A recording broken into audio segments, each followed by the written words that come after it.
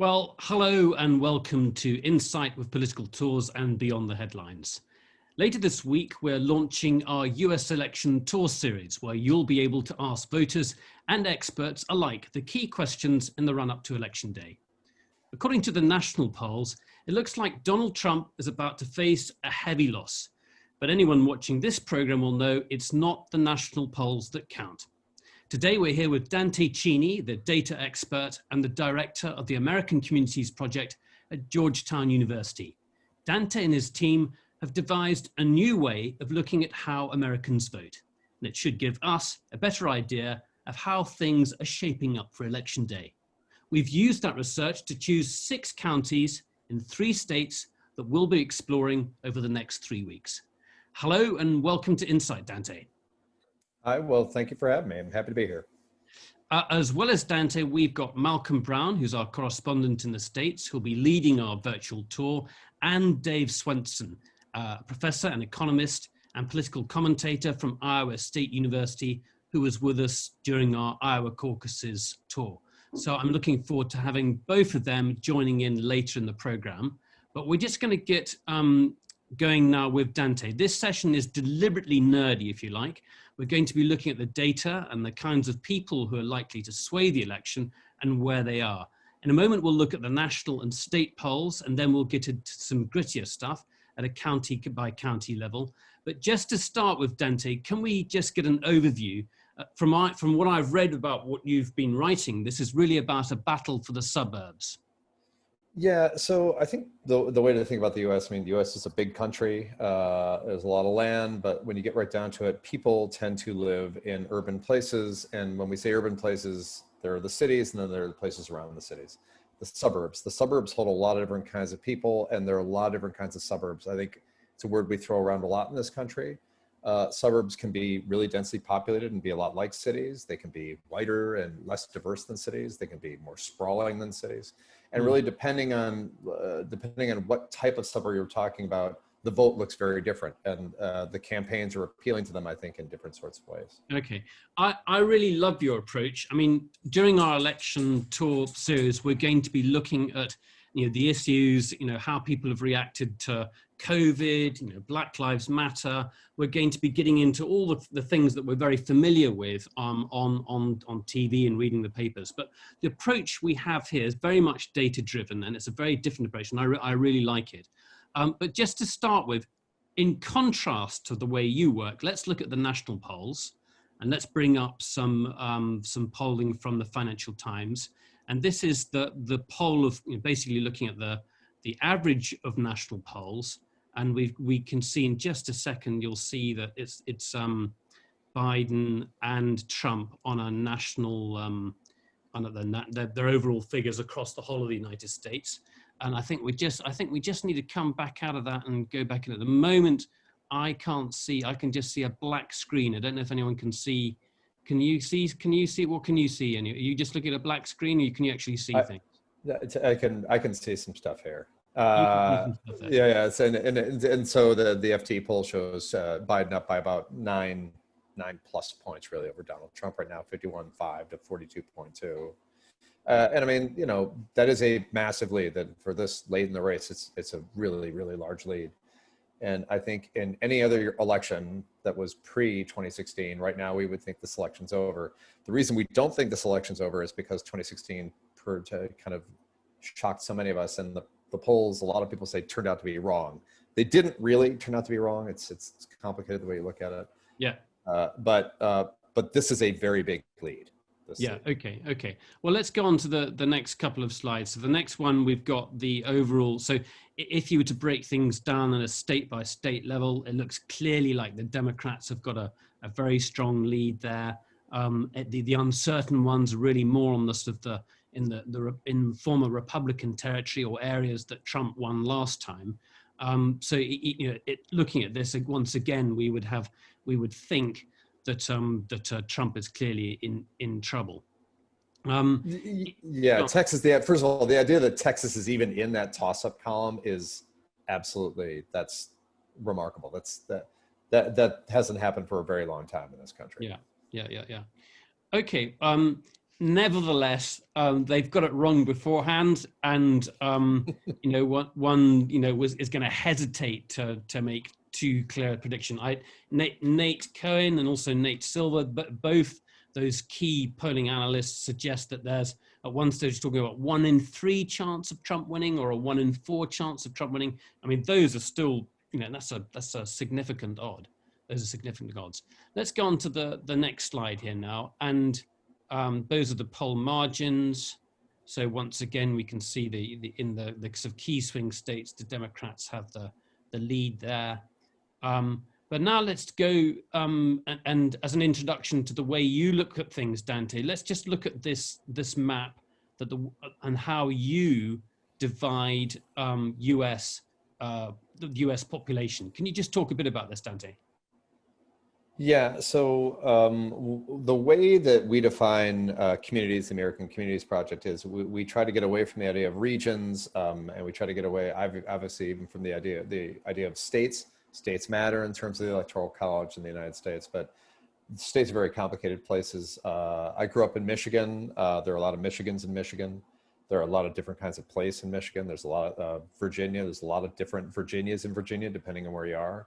So what we try to do is we took 40 different kind of variables, demographic, economic, and there's a couple of religious variables in there as well. And we took them to map all the counties in the country, and we put them into 15 different types of place. And that's what you look at. And if you look at this map, you do see some regions like that dark green through the south.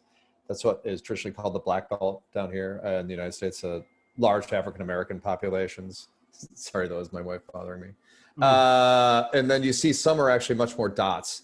Like you'll see, oh my gosh, okay, sorry about that. You'll see dots in here that are red. Those are college towns, or those yellow areas. They're urban islands that exist within these regions. And these regions all vote differently, and they have different things that define them. Some of them are defined by the sparseness of the population. Some are defined by the demographics of the people that live there. And some of them are really defined by religious factors. When you look out at Utah, that's that dark purple out there. Those are the Mormon populations out there, and we gave them their own type. Right. So each one of these types, different kinds of place in America. Okay. Now you can find this map on the AmericanCommunitiesProject.org website, and literally, if you click on any of those counties, it brings you up the profile of the county and the kind of community it is. And what we've done with Dante's help is we've chosen 6 counties that we think, at your suggestion, will be influential, the key counties that both sides really need to get or to focus on in order to win the election. So they're key groups that the Republicans have to maintain their support with in order to win. And there are key areas that the Democrats need to boost their turnout and their support in other areas. So we're going to go into those counties. We're going to talk about those groups in just a second. But just to start, we'll go to the next slide, Isabel, and we'll see some of the top sort of categories that Dante and his team have been looking at. Here you go, Dante. Yeah, and if you look at these, so what we have on this slide is the type, the community type. Again, we have 15 in the American Communities Project.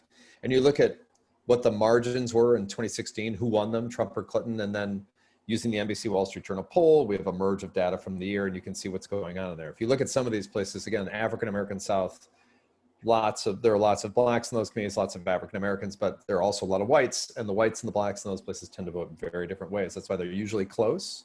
Trump narrowly won there, but you see Biden winning by 6 in the poll. And then some of these places you see LDS enclaves, those Mormons, Trump won them by 23. He's only winning by 19.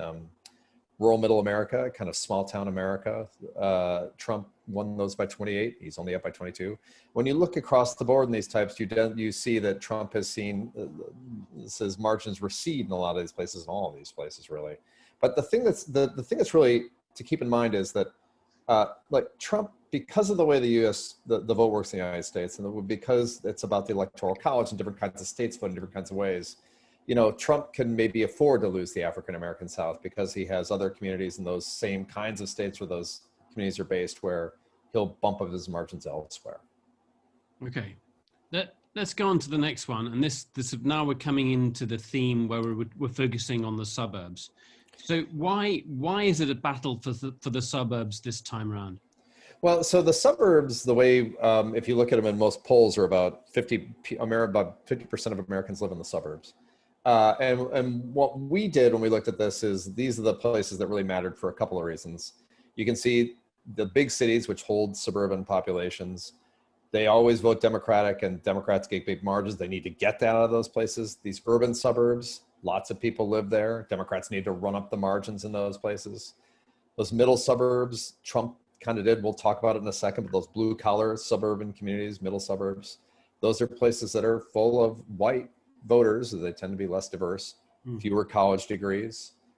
And these exurbs are the opposite end of that. They're white, less diverse, but also better educated and wealthier. So when you look at these different kinds of suburbs that you see on this, the different kinds of communities represent different kinds of suburbs, you really get a sense of why, when we talk about the suburbs, we're talking about a really complex kind of mix of different kinds of places. Okay. So that's what we're going to get into now. Let's go to the next slide here. Now we've chosen, and if you've signed up to the our US election tour series, you know we've chosen 6 counties, and the first one we've chosen is Lucerne County in Pennsylvania.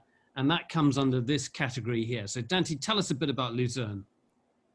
So Luzerne is one of these middle suburb counties. And what is it? It's so, look, all counties in the United States are diversifying to some extent. The country's diversifying, but it's diversifying at a much slower rate.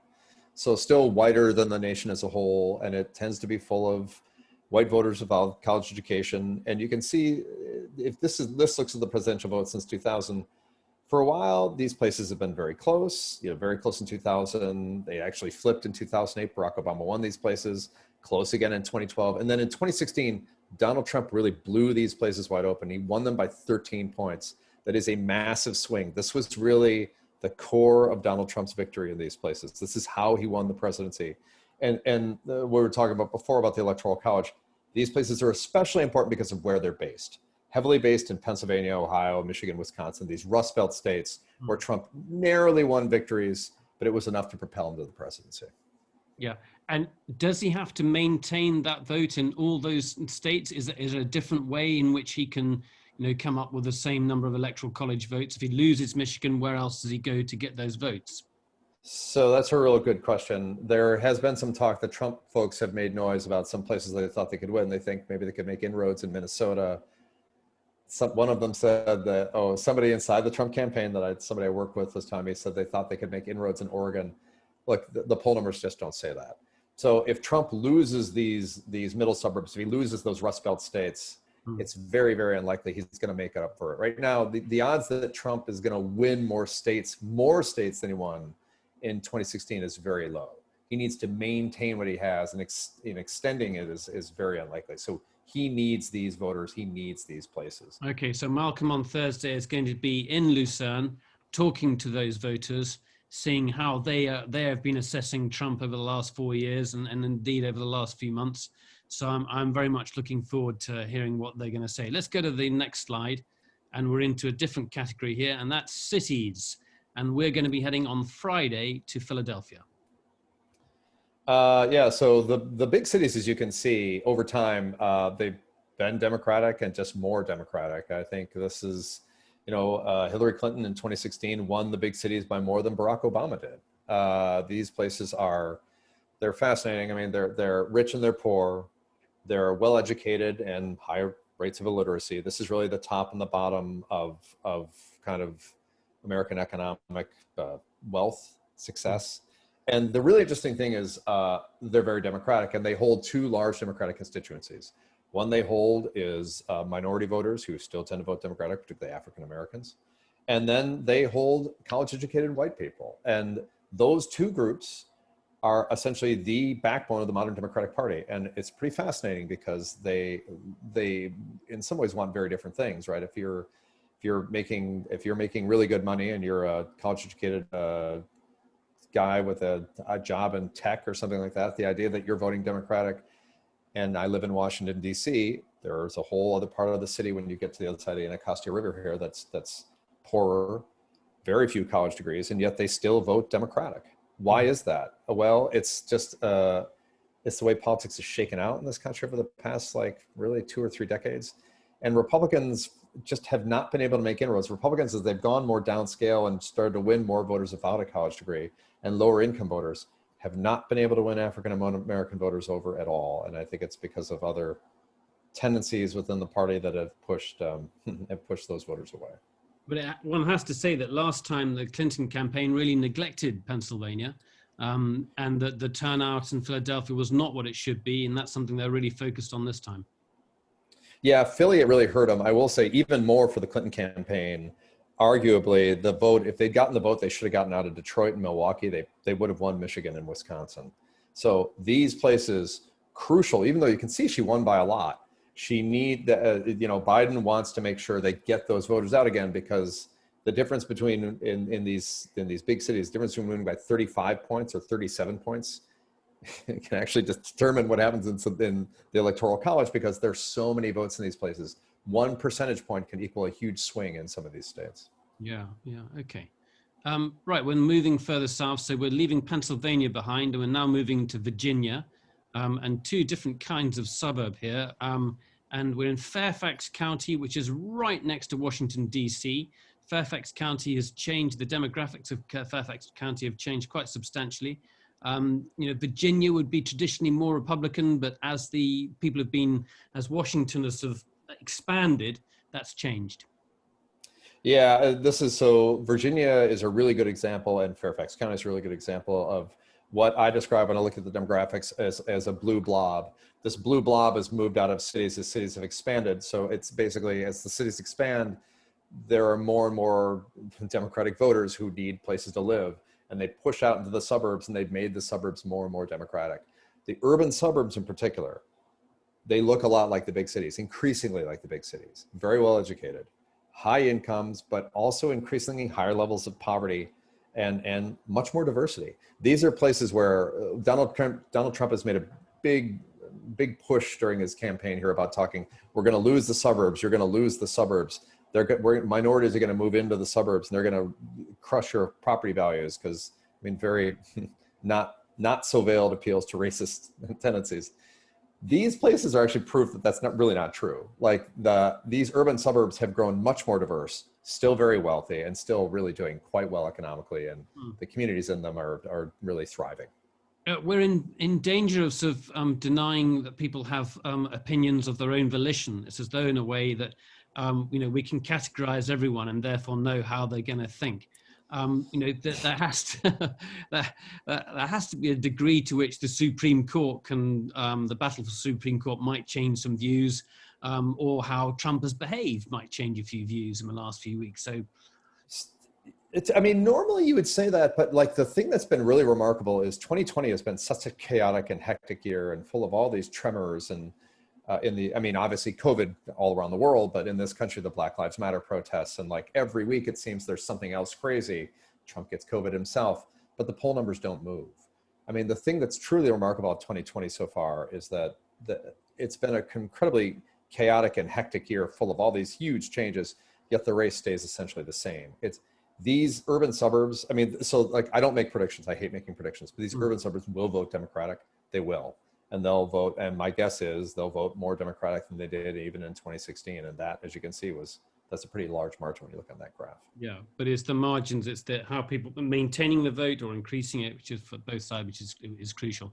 Let's go on to the next one, which is for us so we move from Fairfax County to Fauquier County, which is also in Virginia, further away, not as close to the city. Go ahead, Dante. So the exurbs are the old Republican Party, is the way I think about them. They're white, they're well educated, they're high income. These are places that moved, these are full of people that moved out of the city to get more land. They want lower taxes. They want to be kind of left alone. Interestingly, these are a real troubled spot for Donald Trump in the polling data. The one thing that's coming up in all these polls over and over again is Trump is really taking a beating with whites who have a college education, white voters who have a college education. So that's a lot of the urban suburbs and different places, but it is a lot of these exurbs. And his margins in the poll, that when we looked at one of those earlier slides, the NBC Wall Street Journal poll for the year, Trump is only +7 in these communities. +7 would be the lowest number. It would look lower than any number on that chart. The Republicans always win the exurbs by double digits, and the idea that Trump might not win them by double digits is kind of fascinating. And again, it goes back to this thing: suburbanites with college educations just turned off by Trump's behavior, turned off by the way he comports himself in office, and some of his policies. I mean, they want tax cuts, but they don't. This is the other stuff that Trump's doing, particularly on things like COVID. They don't appreciate the way he's handling it. That's what the poll data show. I'm just going to mention this because it's relevant at this point. We are on Wednesday speaking to two Republican strategists about Wisconsin. And one of the key areas of concern for them is the suburban vote. And also the female vote there, where they say they're actually struggling with it. And we'll be speaking to the head of the Republican Party in Wisconsin and also a key election strategist there. So everyone listening in, do join us on Wednesday for that. That's at 9:30 p.m. BST, again 4:30 p.m. Eastern time. That's with Mark Jefferson and Heather Smith, both Republicans. One thing really quickly that will come up in that when you talk to those people is Waukesha County. There is a joke among political journalists that it is always called Crucial Waukesha County over and over again. We call it Crucial Waukesha County. Crucial Waukesha County is an exurb. And I'd be really curious to hear what those Republican kind of strategists in Wisconsin thought about Trump's prospects in that place, because his margins were down compared to Mitt Romney's in 2012. They were down a bit in Waukesha, and they must be nervous about that. So something to think about. Okay, thank you for that. I will ask them. Okay, we're now, Malcolm travels down. Malcolm's got a lot of traveling to do in the next few weeks. So we leave Virginia down behind us and we move across the county, the state lines into North Carolina. And we are in a college town. That's our next slide. And that is the Chapel Hill area. And that's North Carolina. You know this area well, Malcolm. You've been there, that's right, for each election over the last 16 years or so. Is that right, Malcolm? Well, married to a North Carolinian as well, and UNC grad, so I have to know something about it. But yes, it'll be interesting. A huge college town. I mean, it's tens of thousands of college students in normal times, although right now they were one of the first schools to bring their students back and then send them home again because the COVID experiment, in their view, hadn't worked. So we'll be finding out what impact that might have, because obviously in these college towns, the college turnout is important to Democrats typically. So Dante, that's a really good point, isn't it? I mean, does that skew your possible analysis? Absolutely. So the question when you get to these college towns is Democrats always do well with voters 18 to 24, ages 18 to 24, and college educated voters. That's the college towns, right? 18 to 24-year-old voters. If they're not college educated, they're on their way to becoming college educated. So they win these places solidly. There is a real question in my mind of what that's going to mean if you get fewer people in these college towns, if they're back in their hometowns, wherever that is, what that does to the margins in these places. And some of these places, actually, UNC is a really good example of this, Chapel Hill, where you're drawing in college kids from other states even, that could actually have an impact on what's going to happen in North Carolina. And not just, I mean, as Malcolm knows this, not just right in that area, Research Triangle, North Carolina State and Raleigh, Duke. These are all universities and they don't have the kids. If the kids aren't there, I don't know what that's going to mean. Biden will win the college towns. My guess is he'll do better than Clinton did because they loved Obama. That's what that spike in 2008 is about. They were not very big Hillary Clinton fans because she just didn't push their buttons the right way, I guess. And how's North Carolina looking overall as a state in terms of where it's shifting to? I mean, it's seen as a purple state, is that right? Yeah, I mean, so honestly, kind of what's happening in North Carolina is what happened in Virginia. It just feels like it's lagging behind a little bit. So what really happened in Virginia to make it blue is that Northern Virginia around DC got so big that it took over the state. The equivalent would be down in North Carolina, the Research Triangle area where Malcolm's going to be, and then Charlotte, which is down. If you put those two places together in terms of population, they're roughly equivalent to what's going on in Northern Virginia. Charlotte's not quite as liberal because there's banking down there, but it's the same kind of idea. So yeah, it's purple, and it's definitely a battleground, this election. Okay, we're almost coming to the end of our sort of whistle-stop tour of counties. We've got one more to go, but just before we come to the end of this one, please can you start everyone put your questions in the Q&A box below, so that you can put your questions to Dante or any of our team. We've got about another sort of 35 minutes to go, so we've got plenty of time for questions. So start getting your questions in there. Now, the last one is Wilkes County. Say a bit more about this one, Dante. So Wilkes County is an evangelical hub, and it's on the western side of the state of North Carolina. And there are probably few shifts as dramatic as going from Chapel Hill to Wilkes County, North Carolina. Wilkes is a very different place. I've spent some time there, done some reporting. It is very small. It is very remote. It is very, very, very conservative. And it's a very specific brand of conservatism. We talked about the exurbs and how they're college educated and how they're really not infatuated with Trump. These voters, when I've gone out and I've talked to them in Wilkes County, actually, they are all in for President Trump. They believe in some strange things. I've heard some strange things about chemtrails from airplanes that are polluting the atmosphere and trying to hurt people. It's a different sort of place. I like going there because frankly, it's fascinating. But the most interesting to me about these evangelical communities, like you're going to see in Wilkes, is I know Trump paints himself as a Christian, but the guy has not lived a very Christian life by almost any accounting. Yet somehow they're really with him, and they're with him because he's giving them what they want in terms of what's going on in the Supreme Court right now. He's giving them the judges they want. That statistic we've got in front of us, teen births, 46 teen births, number of births per female population aged 15 to 19. How does that, I'm not familiar with US demographics. It's fairly high. That's one thing. These communities also, so these evangelical hubs, they are very religious, but they're not, I go to some of these communities and they're a very religious community. On the outside of town, there's a strip club. They're really interesting places. There's a lot of, they are truly unique. They're different, very different from where I grew up, because I grew up in one of those middle suburbs. These places are very different. So they have a very strong evangelical bent to them, but there is also like lots of drinking. They tend to have a lot of sinners with all the saints that are there as well. Okay. They're interesting. I'm hoping that we can get Malcolm to the Wilkesboro Speedway, which is the birthplace of NASCAR. And also this is the home of moonshine and prohibition, and NASCAR comes out of running moonshine from one place to another, beating the cops with fast cars. It is a fascinating place to be going to for all of those reasons. That's the last county that we're going to be looking at on the Friday before the elections. And then on the eve of the election on November the 2nd, we will have another program looking back over all of this, over all of Malcolm's work. And just to stress, this is sort of a Zoom call, so we're interviewing people online here, but with our series with Malcolm, we've got live voters, and Malcolm will be out and about with a camera interviewing people. So it'll have a very different feel to it. I'm very much looking forward to it. Let's bring in some questions and also some thoughts. I'm going to get Dave Swenson to chip in. Dave, have you got any questions there or any observations off the top of your head?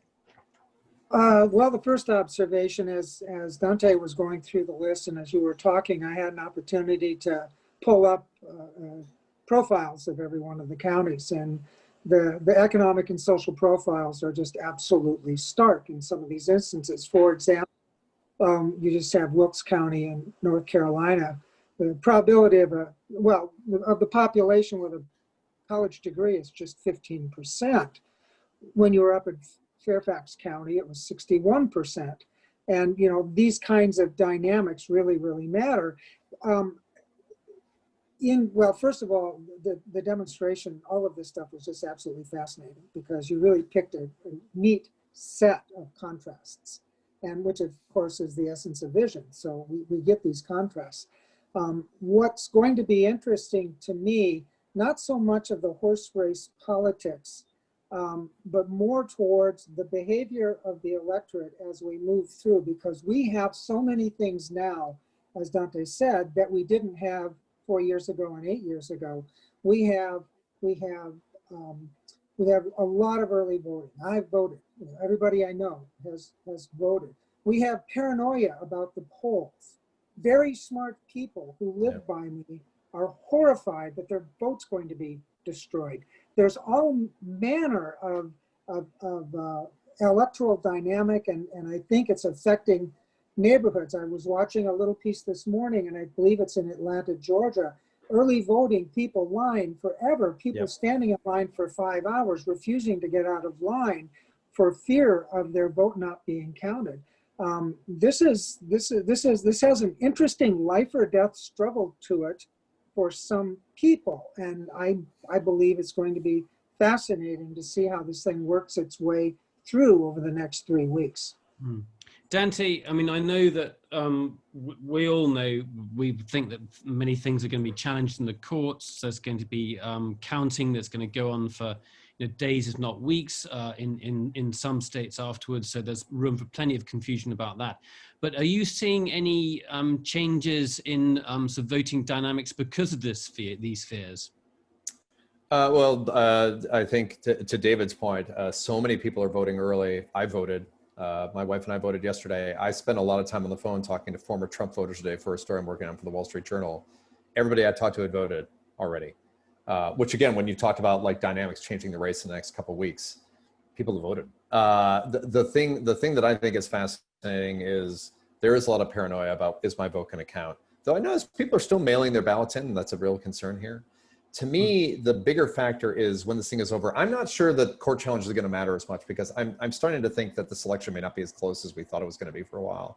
I know it's famous last words, but but I can't help but think that when you see the numbers we're seeing in some of these states, and talking to some of these voters I've been talking to, I don't know, it just doesn't feel like it's going to be that close. The bigger question for me is if Biden does win, the Trump voters don't just go away, and these community types that I have to look at the electorate, they're going to be even more interesting for me. I'm going to want to go out after the election and see how they're responding to what happened, because there's a lot of tension out there, as David's saying. It's very tense out there right now, very tense. And that's not going to just end with the election. Okay, let's start bringing in some questions from people, and I'm going to change the order slightly. So Stuart Williams has got a question about postal ballots and postal voting, which I think keys into what we're just talking about. So let's bring Stuart up first, and then we'll come to Alan Livingston after that.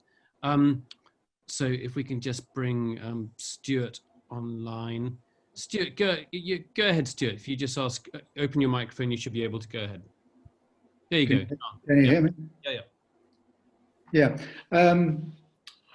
I read something in the British press about postal voting, and there's that unsolicited postal votes have been sent out, and that potentially this creates a problem in that if people have had a postal vote form, then if they decide that they're going to if they actually want to vote in person, that they have to present their postal vote, maybe a postal vote they hadn't requested, in order to prove that they're not voting twice. This varies massively, doesn't it, Dante, from state to state? They've got different rules, and there was also there've been several court decisions about postal voting. So the answer is going to be a slightly varied one. But the overall thrust of Stuart's question is that the suggestion is there's a lot of room for manipulation here. Yeah, so they're definitely, I think that's probably true. I know that some campaigns are framing it that way. I'm not sure that in the end, I guess we'll know when everything's cast. But I'm not as worried about the manipulation of the ballots. I will say we got ballots for people who no longer live here at our house, and we cut them up and threw them in the garbage. But I do think that in the end, you send that ballot in, that's still gonna be checked. So if we sent that ballot in and they said we said they lived at this address, they would know that those people no longer lived here. How do they check it? Who's going to check that?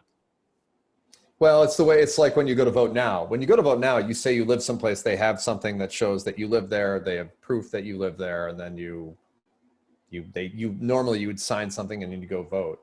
But these people just, I guess they never took themselves off the ballot. We didn't want to submit their ballots for them because they're in Massachusetts now. I'm sure they're going to vote up there, where again, their vote won't matter, just like it won't matter here, because we live in DC. Yeah. Our votes don't count here because Donald Trump won 6% of the vote in Washington, DC, 6.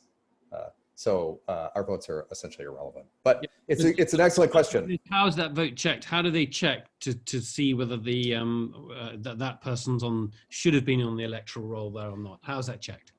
Well, you could check. Well, when it goes in, I assume they're going to check it against property records. They don't live here anymore. I don't know. It's a good question. I guess we're going to have to wait and see how it goes.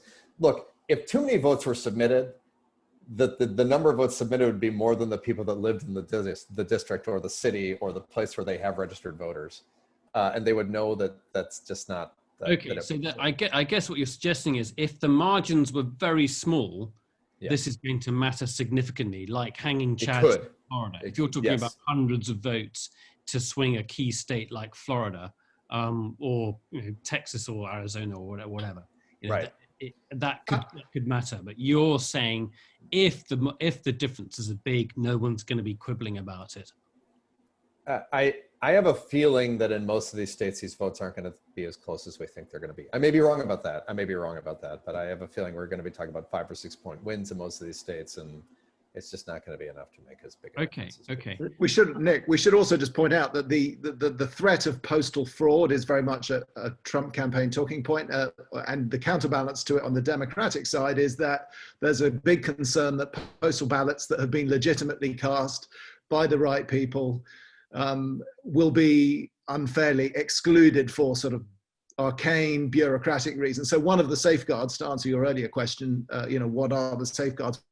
One of the safeguards is that you match it. Well, it's all done county by county, but for instance, where I am, they would match your signature with the signature that you submitted when you applied for a driving license, which is a pretty solid form of ID now in the States, and they would match that against the signature on the ballot, and that would be one of the safeguards that you were who you said you were, and this was a legitimate ballot. But on the Dem side, they're very concerned that thousands of ballots, based on past experience, thousands of postal ballots could be excluded. For instance, there are places where you still have to use, I think it's called a privacy sleeve or a secrecy sleeve. It's basically an extra envelope where you put your ballot in so it can't be seen from the outside. And that if you were to fail to do that, that would be an invalid ballot. So there are concerns on both ends of this. Yeah, we had, I think he'll remain nameless, but many people know who he was. We did have a very senior member of the Republican Party talking quite frankly to us about voter suppression. And it's no secret that the Republicans their strategy is to try and restrict the amount of votes as much as possible in areas where the Democrats might be doing well.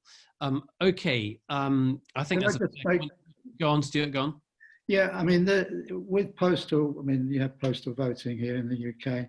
I mean, there is a broader point with postal voting that you don't have the same privacy as you do in the voting booth. And where you've got, what I'm going to call it, patriarchal households, that the votes can be, the postal votes can be filled in according to what the head of the household decides everyone should be voting. Whereas that doesn't, whereas you can't do that, or it can't be guaranteed in a voting booth. Mm. Yeah. But that applies, well, it certainly applies here in the UK. Yeah. Okay. I could regale you with stories about dead people voting in the Balkans. Yeah. I won't. Okay, Alan Livingston. But if you're dead, you can't vote in the voting booth.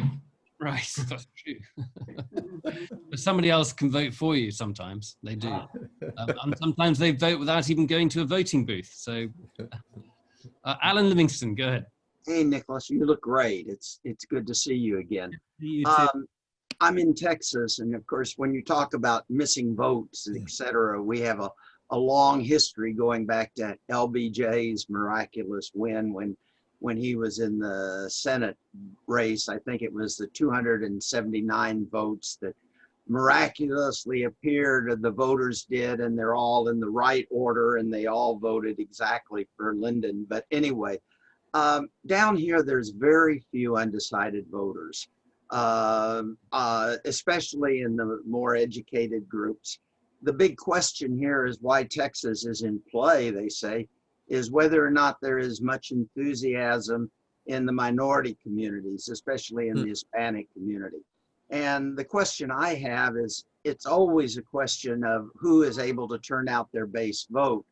But this year, my question is whether our experts have noticed any real motivation factors in some of these communities. You mentioned the evangelical community is very motivated to Trump, but is some of the other base communities that well motivated against Trump, and whether they think the minorities, especially Hispanics, will turn out in a larger force to make a difference? Dante, Texas is really interesting. The southern areas of Texas had a terrible time with COVID. The death tolls have been horrendous. And you could say, well, you know, that might have an impact. And the very fact, as you said at the beginning, that we're talking about Texas possibly being in play is really quite unprecedented. I mean, so what it is Alan's question. Right. So I think there's always this question in the southwestern states in particular of, you know, is this the year the Hispanic vote's finally going to push the Democrats over the top? And that's the question in like Arizona. That's the question in Texas. So the Hispanic vote is tough to turn out for a bunch of reasons. I don't know if the Hispanic vote is particularly more motivated this time around. There's been no data that show that. Everybody is motivated. Like in the NBC Wall Street Journal poll, the number of people saying they're interested in the election is a 9 or a 10. So 10 being the top and 9 being the next. It's the September number we had was the highest we'd ever recorded in any election. And we hadn't even done the October polling yet. So September number was the highest we'd ever seen. So the assumption is that will bleed in some to the Hispanic vote. But I think what's really happening when you look at Arizona and Texas in particular is it's really the college educated white vote that's suddenly turning away from the Republican Party. So Tarrant County, which is next to, it's Fort Worth. So Dallas and Fort Worth sit right next to each other. Tarrant County voted for Beto O'Rourke against Ted Cruz. Now this is the Senate race back in 2018. Cruz is a good, I mean, Ted Cruz is a lot of people don't like Ted Cruz for a lot of different reasons. But the idea that like Beto O'Rourke came as close as he did to beating him, there were all these weird things, like the two counties around Austin, Texas. They're both suburban kind of Austin. They went for Beto O'Rourke. And the question at the time was like, well, is this just people hate Ted Cruz or what's going on here? And what we're starting to see in this next set of polling data, like why Texas is a toss-up, is that it doesn't seem like it was just they hated Ted Cruz. It does seem like there's this larger trend in the US electorate with college-educated white voters turning off to the GOP.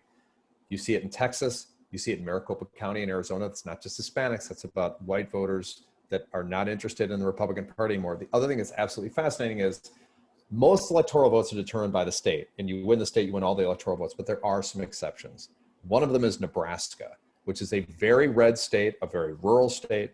However, there is one electoral vote that you can win if you win the congressional district. You get that electoral vote separate. That's going to probably vote Democratic. It's Nebraska's 2nd district. It's Omaha.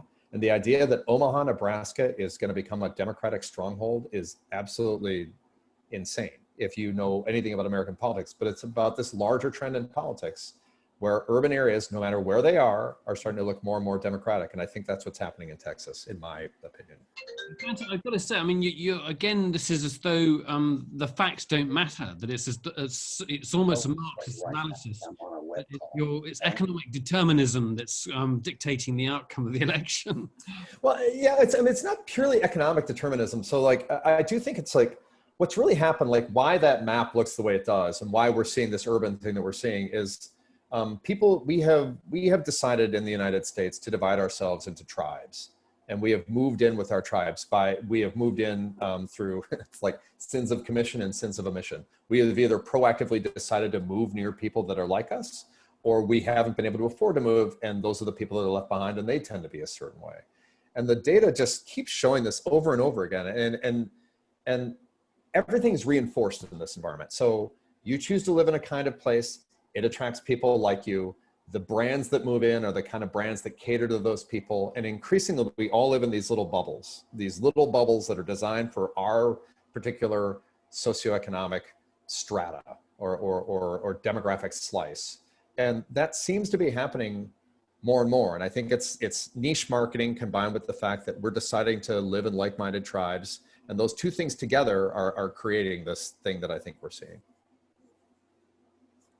Yeah, I want to pipe up here. It's not so much that I think that we need to discount economic determinism, but part of it's the dynamics of change are really profound over the last 2 decades. If we just look at let's say before the Great Recession until now, and I've done this analysis, 99% of job growth, 99% of population growth occurred in the metropolitan areas.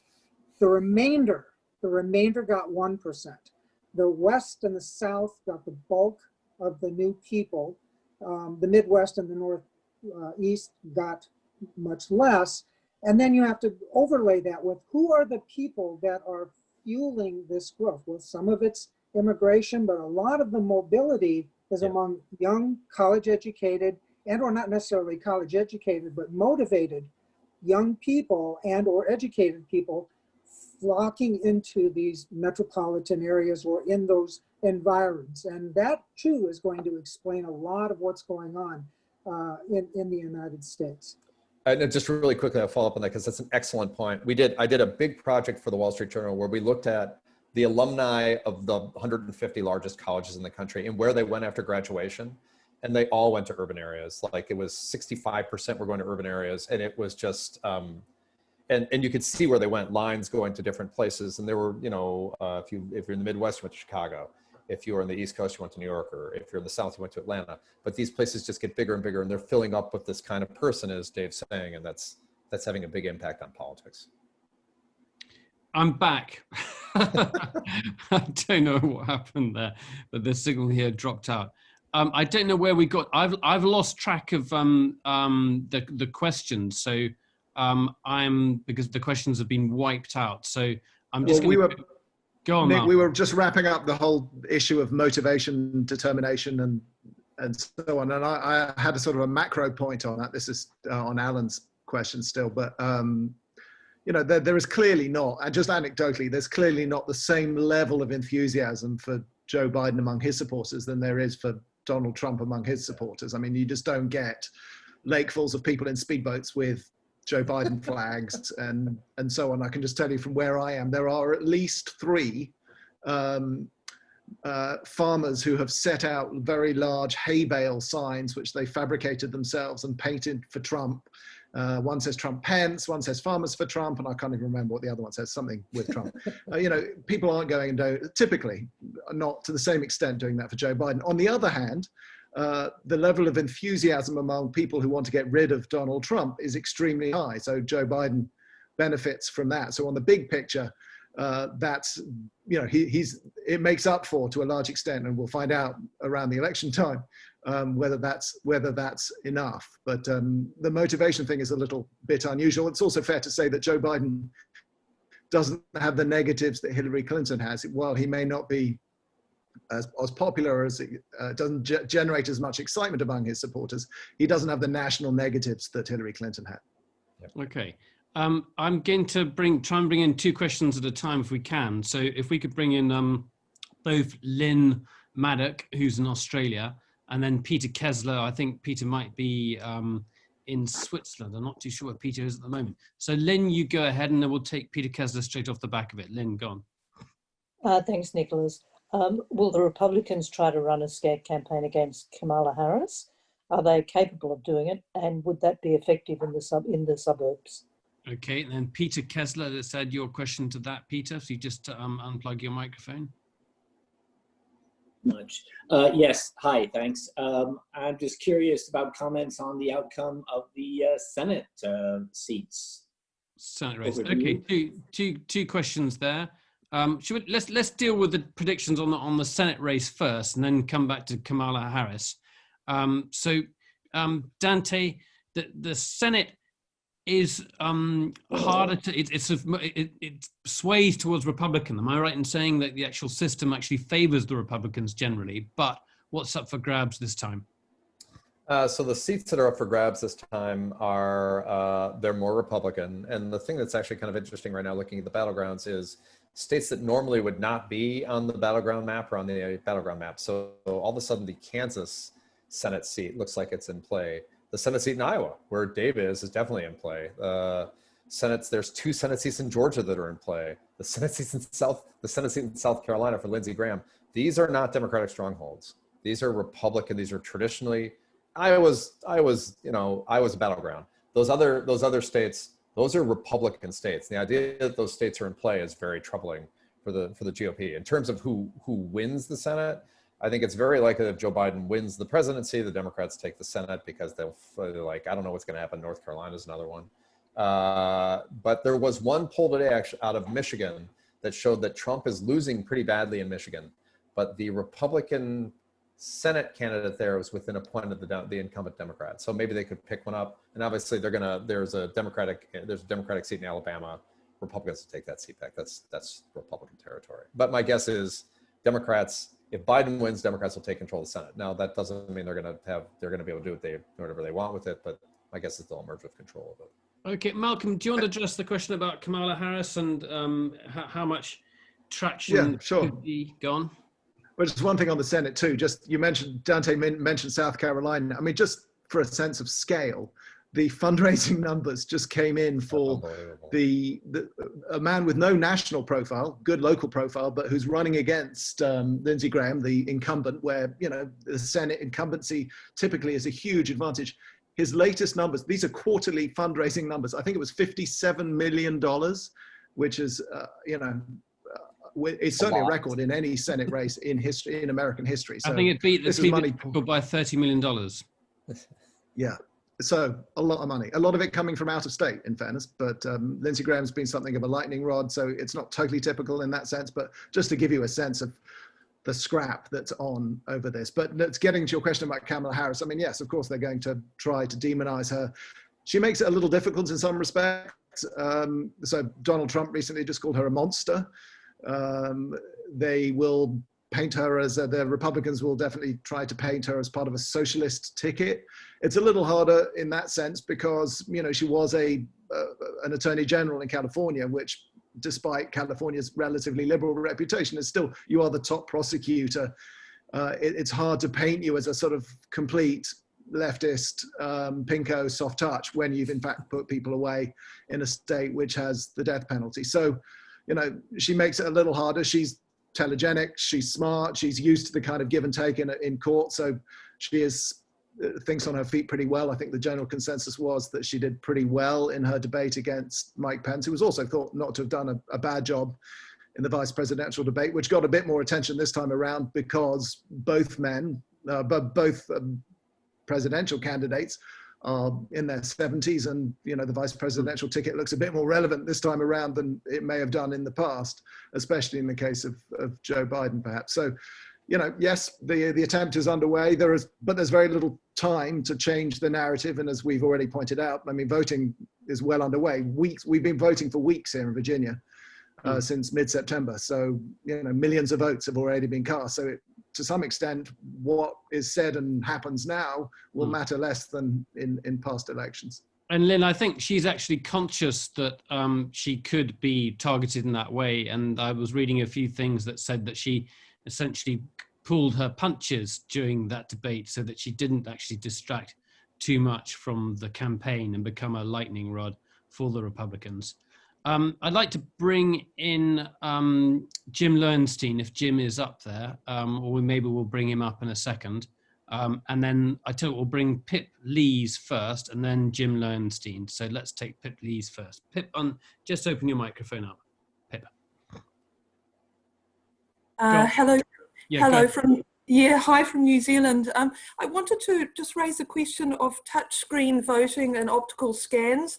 That seems to be a real blind spot in the election system there. And one question I would ask is, often we talk about the 2016 polls, pre-polling being so different to the outcome, and that we were very shocked by that, and also the exit polls being very different. My question to you really is this discrepancy not in fact related to the touchscreen machines, which many computer scientists say are fallible and they're also not auditable? And it's very interesting that Trump is pushing people towards those machines opposed to the paper voting. I'd like your comment, please. Thank you. It's a really tricky one, isn't it? Because each state, even each county, have got different modes of voting, and I hope Malcolm's going to be able to get us into some of those voting booths to show us how it works. But it's a minefield, isn't it, Dante? Yeah, it absolutely is. I do think in DC they used to have the last time I voted. So I voted by mail, and I actually dropped it off. I drove it over and dropped it off yesterday. But the last time I voted in person, which was the last election, they had the one where you filled in the bubbles, and they also had the touchscreen voting. You could do either one. I do think that, look, I will say this, looking at the 2016 election, and was there something strange going on with the ballots? I don't see it. There was something, Trump motivated something that we didn't see. The reason the polling didn't pick it up, and to be fair, the NBC Wall Street Journal poll had Hillary by 3 points. She won by 2.5 in terms of the popular vote. She lost because of the Electoral College. But when I looked at the map, I was trying to figure out what was going on election night, and Trump drove up all these votes from these small counties. And if you looked at it, we knew the vote was there. We actually did a story saying Trump could win if he could motivate these voters and get them to come out. And then you'd go over all these little counties in Pennsylvania, and there were 20,000 more votes here. There were 10,000 more votes there, and he won them all. And it was all whites without a college degree. That was his strength. That was why, I will say, that was why going into 2020, the bar was so high for him. The idea that he was going to be able to repeat what he did in 2016 is very, very difficult without swaying voters to his side. And he hasn't done anything to sway anybody. He just wants to bring these voters out again. So I'm just saying, I don't think that was the cause of what happened in 2016. I think the 2016 result was legitimate. Yeah. Pip, I don't think we were talking more about this of Trump's relation to the voters there, not so much about the machinery. Do you want to follow that up? Thank you. Oh, thank you very much. Yes, well, I would say in other countries we are electoral, when we cast a vote, it is auditable and verifiable. And unfortunately, it appears in the US, it's not with the touchscreen machines and the optical scanning. And Alex Haldeman and also a professor called Apple, it's pointed out how hackable they are. And in fact, there are annual conventions of this. So I really question it, and I would raise the proposition that that is the whole reason Trump is trying to stop us or you doing your paper ballots, because those are trackable, traceable. He's well aware it's fudgeable by Russians or others. So I think it's a problem, actually. Okay. I would just point out, just on the mechanics of it, I mean, so where I vote, you go and fill in the little, looks like a multiple choice math test, and then you scan it into the machine, but the machine retains the paper. So there's a paper backup, which is probably, I think, regarded as the gold standard. Certainly there is a lot of concern about any system that doesn't have that paper backup. Also, on the other hand of that, though, I would say, as someone who lost, some would say, several days of his life in the year 2000, standing outside the Emergency Preparedness Center in West Palm Beach, watching various ballot counters holding chads up to the light and prodding them, and sort of, or not prodding them, weren't allowed to prod them, but just generally sort of expecting that there's not necessarily any virtue to the paper product either. So, both have their problems. I did go to an interview unrelated to this, to this series, but related to the election at the Center for Cybersecurity, basically, where they're monitoring the election process just this week, actually, and on Friday. And they feel fairly confident that whilst there is election interference electronically from Russia, China, and other places, the form of that interference is not so much, they feel fairly confident that it's not from hacking into voting machines and changing results and the tabulation of results.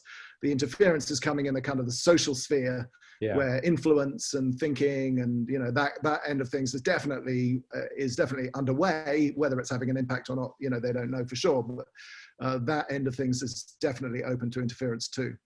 Okay, Jim Lowenstein, he's going to ask a question about the elephant in the room. Jim, do you want to open your microphone up? Go ahead, Jim, we can hear you. Yes, actually, I'm going to ask two questions.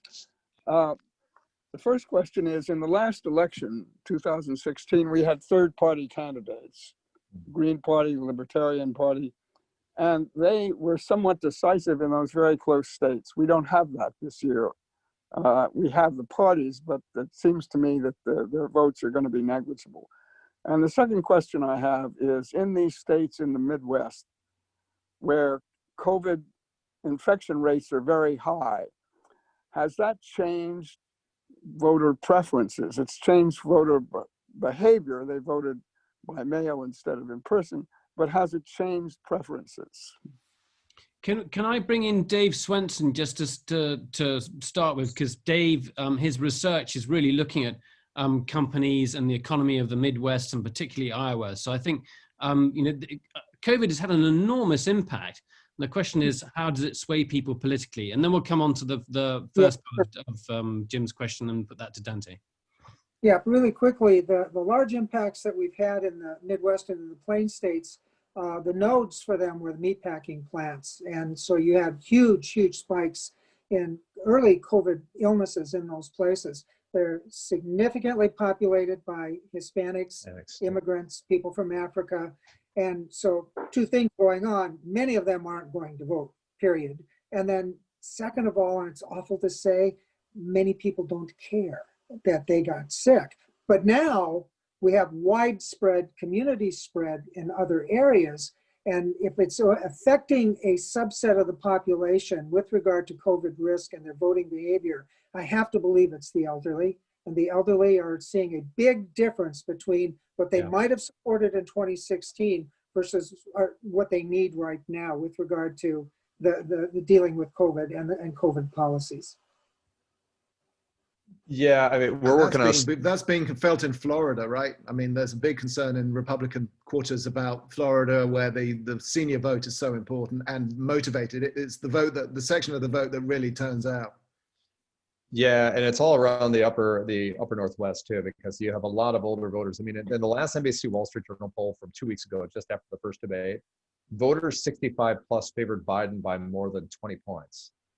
That is an incredible swing. I'm actually working on a story for the Wall Street Journal on 65 plus voters today, and I'm calling them. I have a list of 65 plus voters who have announced they're changing their vote. So I've been on the phone with these people for all day, and there's a lot of anger and a lot of unhappiness about COVID.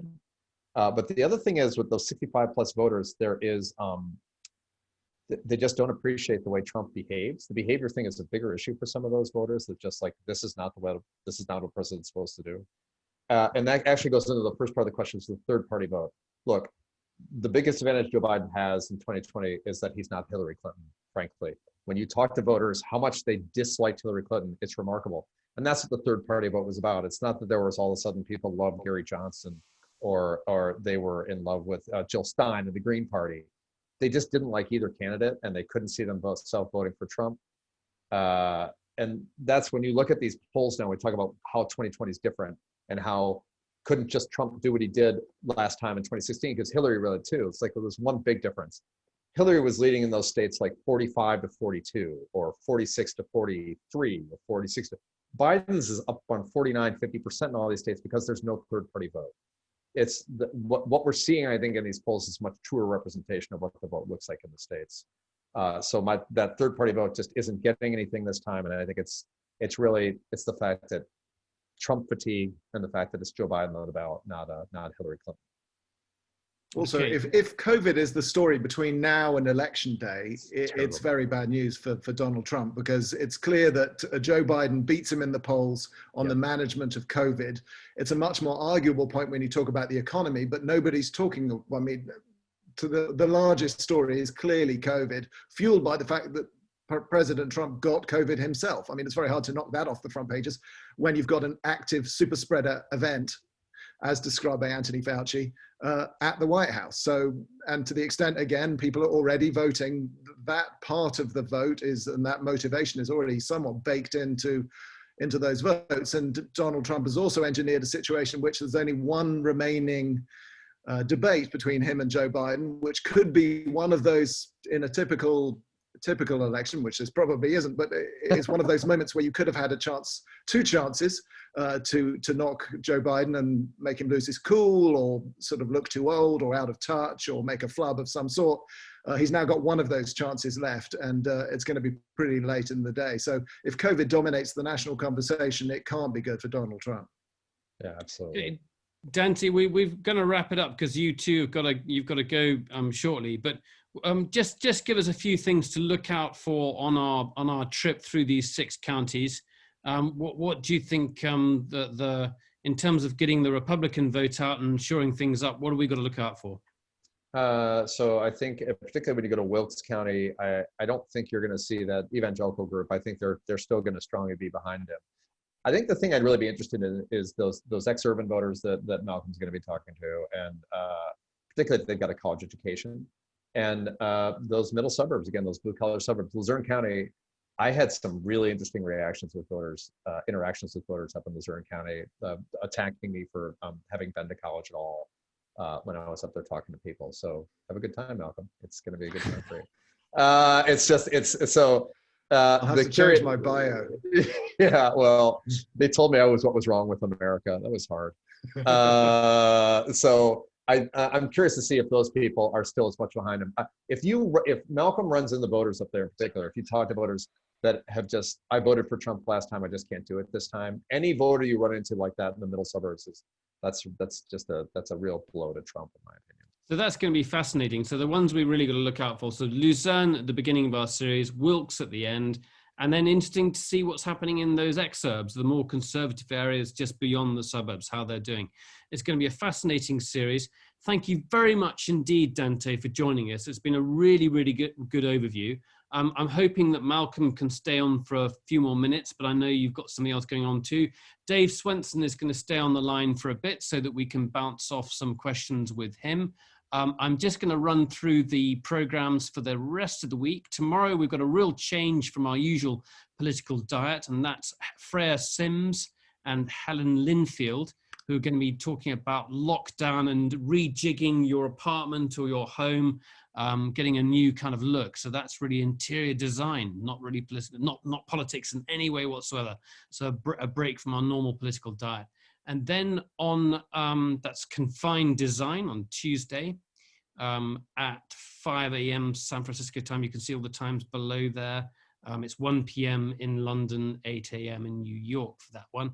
The next talk after that is the one we mentioned earlier in the series, which is in Wisconsin at 9:30 p.m. UK time with Mark Jefferson, who is he's the head of the GOP in Wisconsin, and Heather Smith, who is a GOP strategist there. That'll be very interesting, I think. How are the Republicans going to keep some of those suburban areas we were just talking about, as well as the more conservative areas, which are their heartland? So that's on Wednesday. And then on Thursday, we start the election series with Malcolm, and that's in Luzerne County. That is the virtual tour. Starting in Luzerne County, so we'll be in those 3 states in Pennsylvania, Virginia, and North Carolina, and ending in Washington, D.C. or thereabouts. Thank you once again, Dante. It's been really, really good. My thanks to you and to Malcolm. And Dave, I hope is going to stay online with us. Bye to you, Dante. And stay on the line, everyone, if you want to ask more questions. Yeah.